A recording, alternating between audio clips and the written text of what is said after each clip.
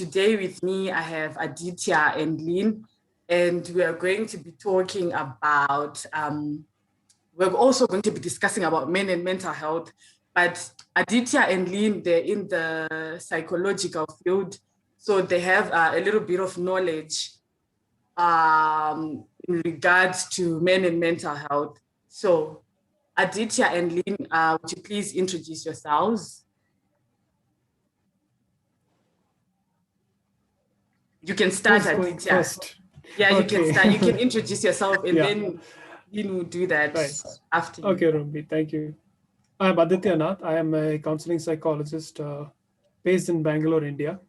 Currently, I'm working for Litmus Wellbeing here, based in Bangalore again. And I'm interested in areas of culture and mental health and education. Okay, that's nice. Lynn, you can introduce yourself. Thank you, Ruby. I'm Lynn Zata. I'm a clinical psychologist. I'm currently practicing in Harare, Zimbabwe, and areas of interest are depression, anxiety, and chronic illness. Okay, welcome, Lynn and Aadithya. So, what do you understand about mental health? I think we're going to start with Lynn, and then Aadithya, you can speak after Lynn. Lynn, what do you understand about mental health? I think mental health refers to general well-being, being in a position where you are able to cope with the stresses that life throws at you.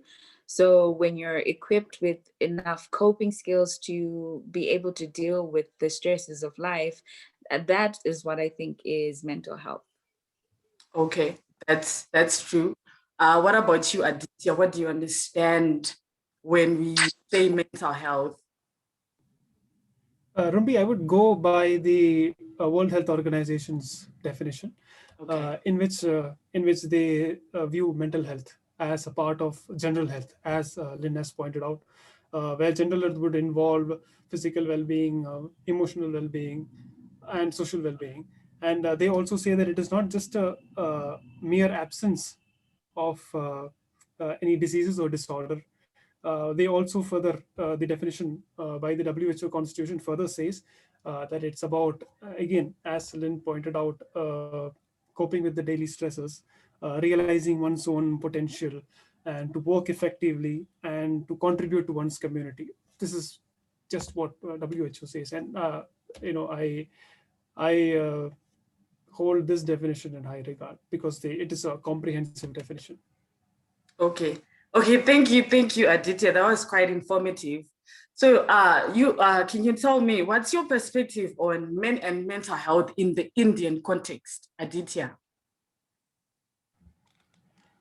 Oh, that's a very interesting question, Ruby, because we are talking about men in the Indian context. When you say Indian context, the sheer diversity of culture in India makes it very complex for us to understand the nexus between mental health and culture. So, for instance, the culture in India is predominantly patriarchal.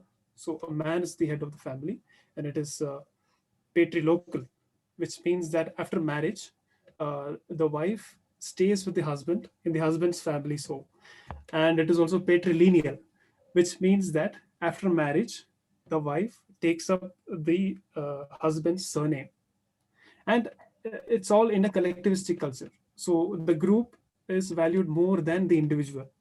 So similar cultures you would see in China, Japan. So that's collectivistic culture.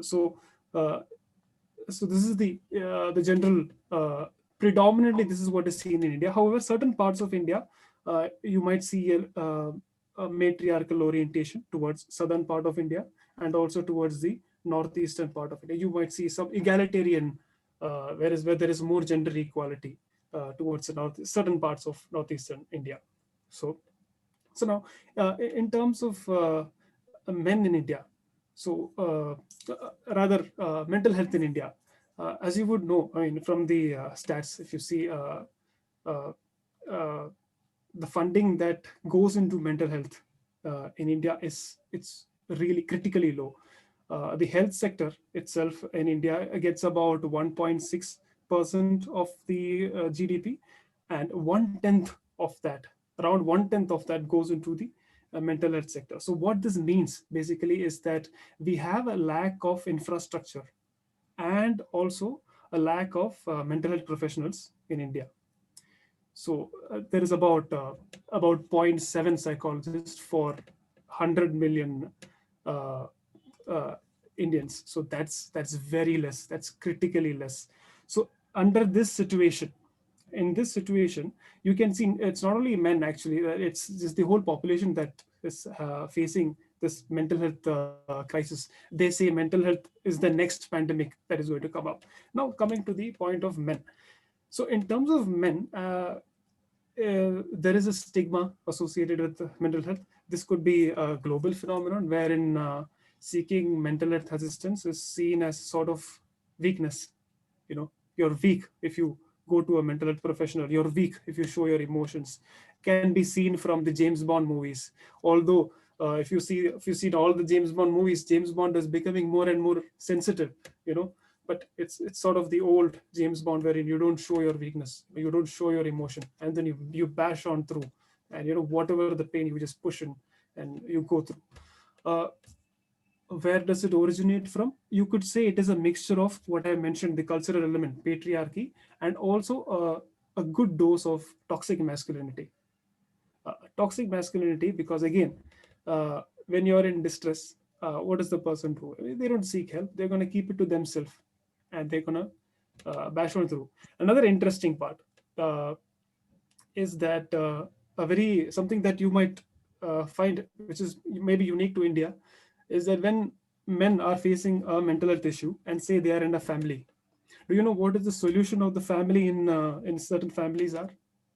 What they do is they get the man married. They think the solution for poor mental health or mental illness, in most cases mental illness, a serious mental illness, let's say schizophrenia, is to get them married. They think that, okay, you get them married to a wife and he'll be all right. So because of this, what would happen is the women's mental health is also is in threat. You see how they handle it. So there is a lot of stigma and myths surrounding mental health. So something else that they would do is visiting the astrologer, or visiting those fake healers who would provide you, uh, of course, fake solutions, because they are afraid of going to a mental health professional because of stigma. Like they might say, I'm not crazy to go to a mental health professional, or what do you think? Do you think I'm crazy? Something is wrong with me. These kind of stigma attached. So they go to these people, astrologers, fake healers, who sort of make a lot of money out of this. So this is the sort of thing that is happening. This combined with poor mental health literacy. When I say poor mental health literacy, I mean that when they are in stress or when they are in distress, men tend to withdraw to themselves. They withdraw, they self-isolate. And the other thing is they cope by either substance abuse or acting out. So again, this can lead to a social issue, which is domestic violence, acting out on the family. Other than this, again, overwork.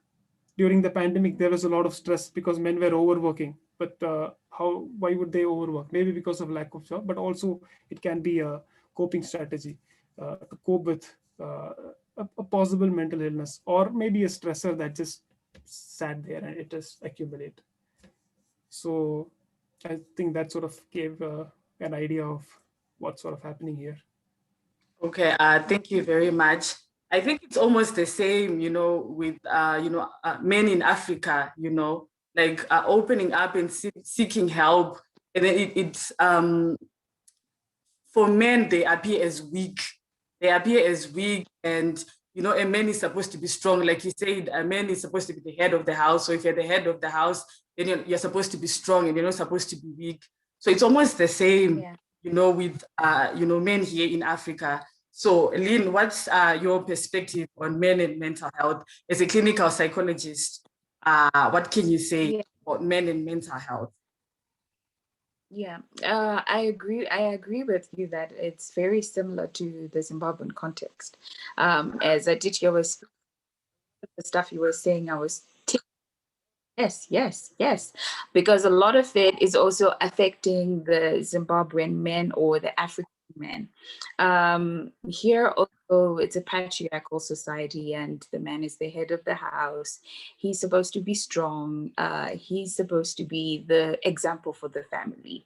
So you find that actually coming to see a clinical psychologist or just admitting that maybe you need help is seen as something that's really, really bad. It's a sign of weakness, and you shouldn't be weak. And in the African context, a lot of African men believe that as the men of the house, they should be able to deal with whatever is thrown at them.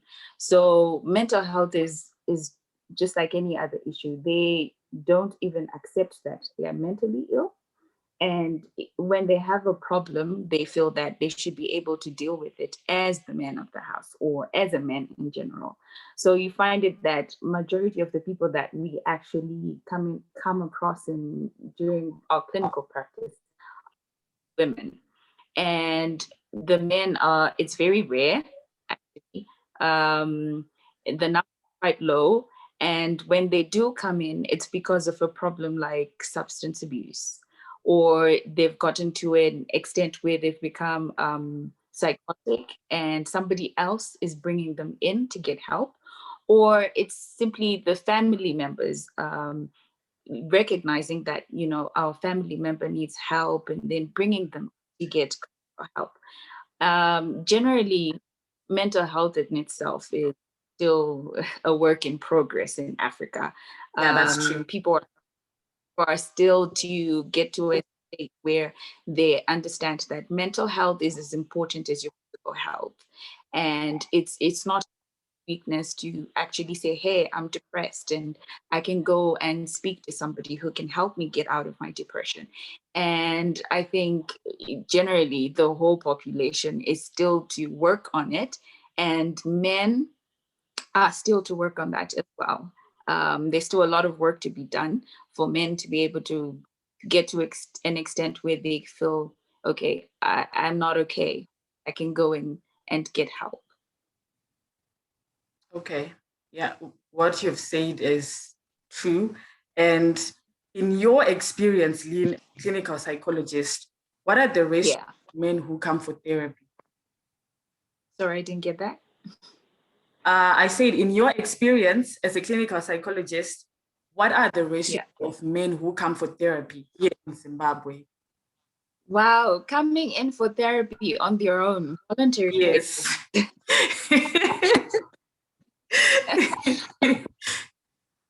I would probably just guess maybe 1 in 20. Wow. Wow. Oh, That's yeah, because interesting. I think because majority of that actually come in for therapy, it's not because they've decided to come to therapy. It's somebody else's idea, or maybe it's work related, or it's work related. And so generally coming in voluntary, the ratio is very, very, very low. Okay, so do you think society has an impact on the number of men who come for therapy? Like our society, do you think it? Definitely our society has an impact, because I've had where somebody says, what do you do? And I say, I'm a clinical psychologist, and they say, oh, so you deal with people. So definitely how society views mental health, how society views going to seek help, is a very big impact on whether men actually walk in and seek help. And also just the general idea of actually going to see a psychologist means then I'm accepting to be weak, and that also means I'm uh, for lack of a better word,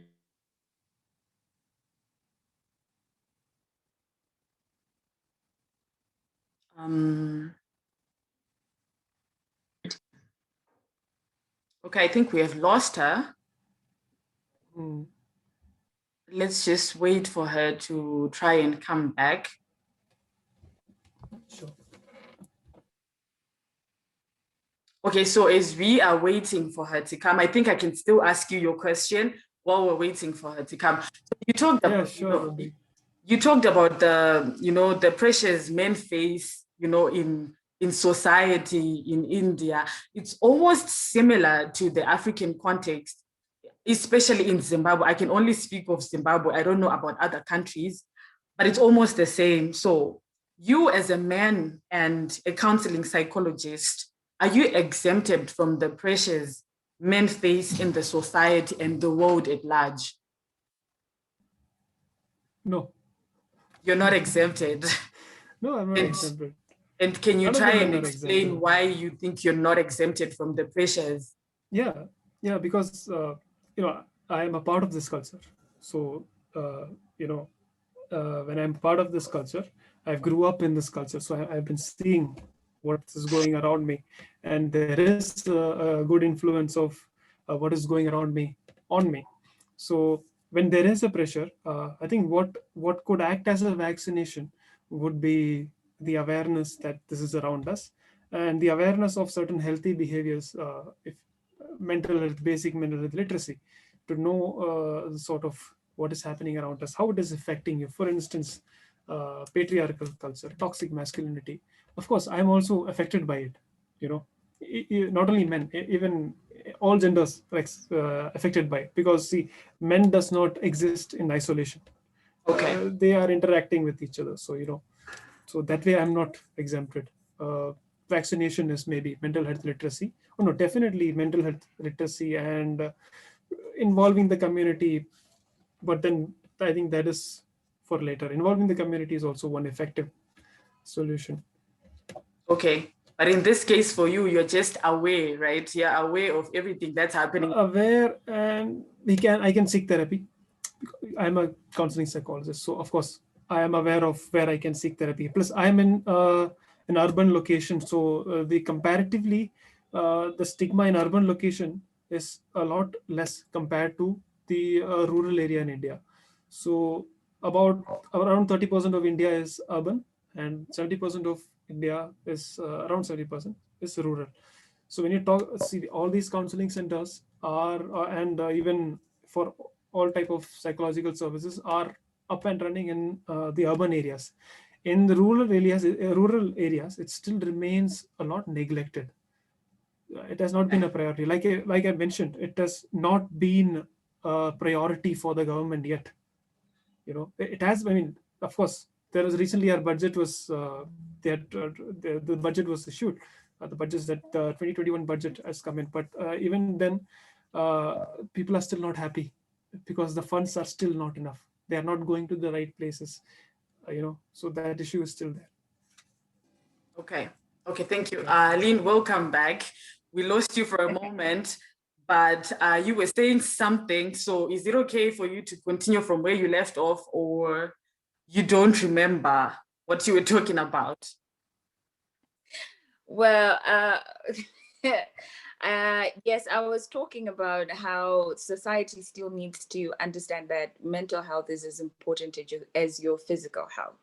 And as cliche as it sounds, you're not completely healthy until you have your mental health. So it's important for us to raise that awareness in society as a whole. And that way, we will be able to get men to actually be able to come in and seek help for mental health, and to be able to get to an extent where they can actually realize that it's not a sign of weakness to seek psychotherapy or a counselor or any person just to talk to and to express your emotions. It's not a bad thing to express your emotions, because a lot of men then are like, oh, I can't be expressing my emotions. That's women's stuff. It's not women's stuff. Mental health is for everybody.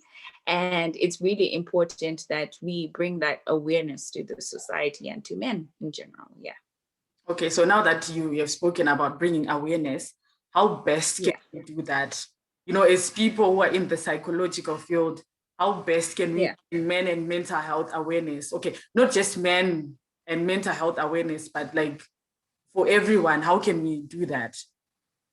Okay, I think like what we're doing right now, bringing the yeah, bringing the discussion to the table, getting people to actually talk about it and express their views on mental health, so we can address those, those misconceptions about mental health, about having a serious illness like schizophrenia and bipolar. That it's not the end of the world. You can get help and you can be able to actually live a life. You can get somebody to help you give coping strategies. So I think generally bringing that conversation to the table is possibly one of the best ways to do it. It would be also good to reach out to, through the things that men like a lot. I don't know what men like a lot, but to use those platforms where we find a lot of men discussing issues to actually talk about mental health and just break down the stigma that is attached to mental health. Okay, thank you very much, Lynn, for sharing. And Aadithya, how best can we bring men and mental health awareness, or just mental health awareness in general, to the rest of the world? So I think Lynn has mentioned almost the a big chunk of the points, like spreading awareness through various channels. In addition to that, I would also like to add that involving people of influence, people at positions of power, such as if as a psychologist or as a social worker or as any person, if we can get connection to people in power, be it politicians, celebrities, or it could be sports personalities, and leveraging their influence to spread the message. For instance, in India, we had an actress who sort of came out and said that she was going through a sort of a mental health concern, and she'd gone to a therapist. Now she's okay. So something like this might let the people to sort of say, the celebrity that I admire is doing it. So maybe I should also go ahead and do it. And also another very powerful mode of media is the series that we see on Netflix or Hotstar or Amazon Prime. If people of the media personality, I mean, if those people involved, if you can build a network with them to sort of make such series and to put out the idea that, okay, you know what, it's okay, exposing the social issues underlying these reluctance to go to therapy. I mean, imagine a show either in India or in Zimbabwe where it's a story about a man who's sort of coming out and going to therapy. It can be formed in a much artistic way by the right people, the right director. So something like that. Other than that, a very I think proven technique even in India is to involve the community. So you have the primary healthcare, secondary healthcare, tertiary. For all that, at the first line, you have the community. So if you can train and sensitize the community to address certain mental health issue, not maybe a clinical diagnosis, but to actually tell them that it's okay and you can talk to us. Let it start from the community level, because being a collectivistic culture, right? Being predominantly collectivistic in nature, people would be open to that sort of a thing because there is a cultural connect and it's in the mind of the people to be in a group and to be in their own group. So if you can mobilize the community, that has been a proven technique. Uh, yeah, and then the forming maybe peer networks with other people who are facing similar kind of mental health concerns, and that can sort of give them the feeling of universality that they are not alone. And I would also like to point a positive news that I've got recently is that during September of 2020 in India, one of the ministries called as the Social Justice and Empowerment Ministry, they set up a mental health rehabilitation phone line. So it so happened that 70% of the phone calls that came in for mental health assistance were from men. So we are sort of seeing a little bit of improvement, not a big improvement, but a little bit of improvement where men are actually coming out. So these were the strategies that were employed, not rigorously, but at a low level, these were employed, like mobilizing the community, media personality coming out and talking about things. Uh, Having said that, in a rural setup where mental health has not penetrated yet, there we community level community level awareness and training programs. I think that should be the crux of it. Of course, if the government is involved, the politicians are willing, they can do it. But then, till then, community level interventions. Okay, thank you very much. That was quite insightful. Thank you, Lynn and Aadithya, for coming on this platform and sharing with us. So since you guys, I have a clinical psychologist and I have a counseling psychologist, there are going to be men out there, listening to this discussion.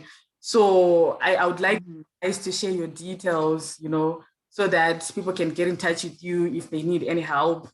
I know you guys personally, but out there they don't know you, so you can share your details. So in case if they want to get in touch with you, they can contact you guys and you can help them.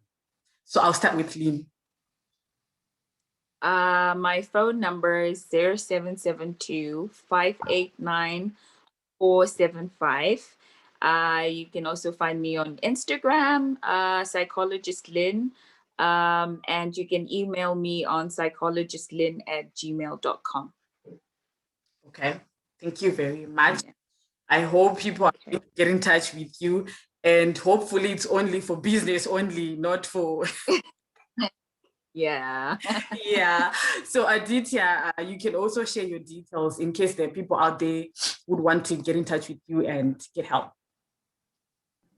Yeah, I don't have jurisdiction over Zimbabwe, so all the Zimbabwe clients go to Lynn. Yeah, all the Indians. But for the Indian clients, then.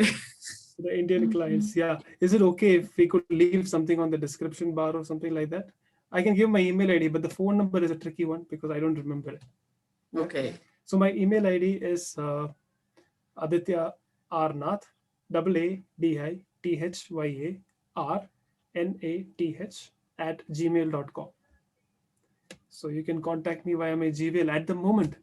And my phone number, I could just leave it on the description bar maybe. Okay, it's all right. It's all good memory. Okay. I'm proud of my memory. It's all right. So this marks the end of our discussion and the end of our Men and Mental Health series. You guys. Also, I would like to leave my Instagram page. Everything I would leave it in the. It's all right. Take care of that. Yeah. It's okay. It's okay. So thank you guys. Thanks, thank you very much. Thanks, Lynn. I really appreciate you coming on this platform and talking about men and mental health.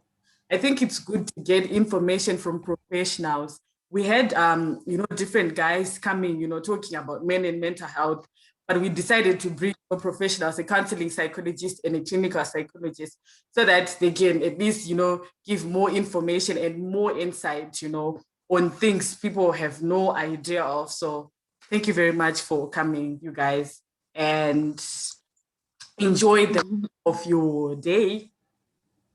Thank you.